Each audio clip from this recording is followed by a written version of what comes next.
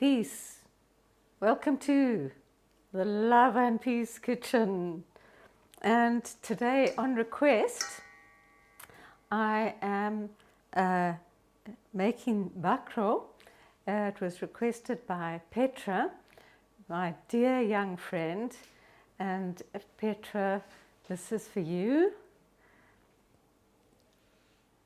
And I think this color suits you because you're bold and colorful, and you have such a lovely family, and we miss you terribly. Now this dish, bakro, is one of those incredibly useful and valuable dishes to know about because it has everything in it. It has a grain, it has a pulse, it has vegetables.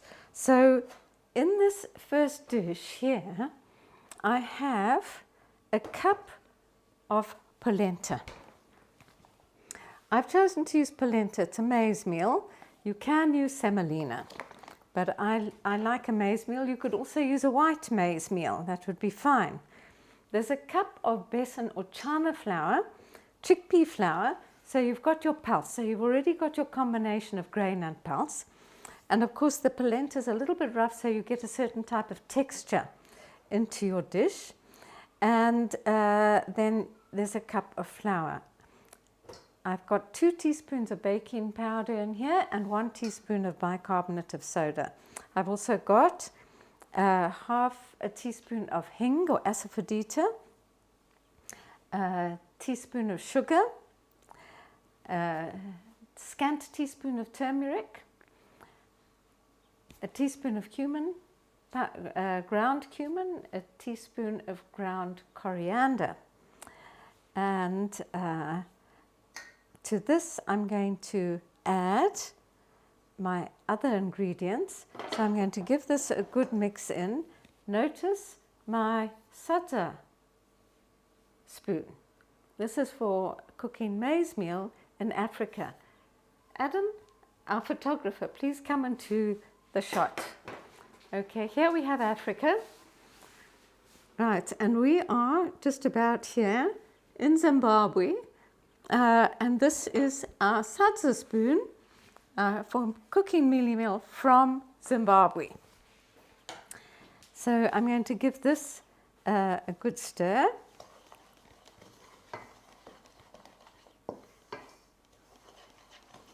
Get all the ingredients nicely blended before we even start to add the other ingredients. So as per usual, the recipe for this will appear at the end of the video. Now, having said that it's got the combination of pulse, that is the chana flour, and the grain, we're now going to add our vegetables. So now you can see the whole thing developing into something that really works extremely well. By the way, this is hingh or asafoetida. Some of you might not know it, but it really is versatile. You might not know, but as pure vegetarians, we don't eat impure foods like onions and garlic. And this gives a little bit of a flavor similar to an onion. We're not trying to create the same flavor as an onion, but onions and garlic are considered to be aromatic foods. They're not pure. They make the body smell. They're also foods that absorb bacteria, and they stimulate, funnily enough, a little bit of aggression. I have had friends who've cut out the onions and garlic and noticed that their temperament changes. Here we have some really nice coconut cream, and I'm going to add a cup of coconut cream. I'm going to give it a good stir first because the liquid part of the coconut, just like cream actually, the lighter part of the coconut rises to the top and the liquid goes to the bottom, so it does need a good stir. And I've got a half cup here, so I'm going to add 2 of those.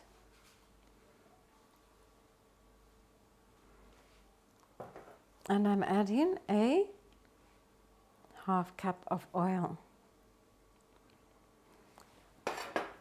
And because the original recipe calls for the use of sour milk or yogurt, I'm not using that. I'm using coconut milk, making it into a vegan dish.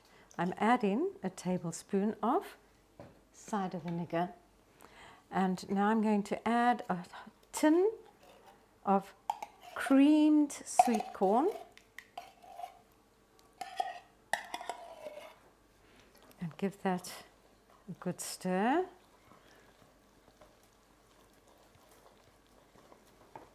So it's a cakey type of mixture into which we add our vegetables.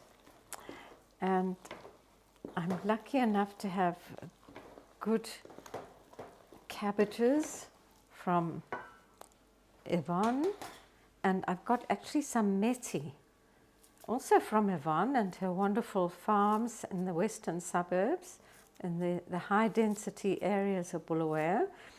And here, this fantastic pair of scissors for cutting herbs. Thank you, Robin. These have been immensely useful. I use them every single day. Meti is fenugreek. So if you ever see meti, you'll know that it is fenugreek. And in Indian cookery, both the leaf and the seed is used. So this has a wonderful flavor. We've got lovely meti in here. And now we add a cup of grated carrot. And I always make the veggies a generous cup because I feel that it's really nice to have a lot of veggie. And I'm going to add 3 cups of cabbage.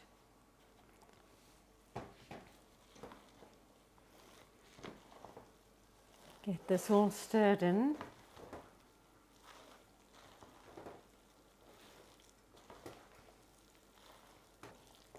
You can put coriander into this too. It doesn't have to be meti. And of course you could use a different mixture of vegetables, up to you. You know, it depends on where you come from, that you would make up a mixture that suits your climate, whatever veggies are in season. So now we're going to put this into a baking dish. These are immensely useful trays, these stainless steel trays. They last forever, they don't rust, and I advise anybody who does any cooking to invest in one of these. They really do last a lifetime. I've had mine for years and years and years, and they've managed to be used for all kinds of catering purposes as well. Catering for loads of events. So here's our mixture, ready to go into the oven.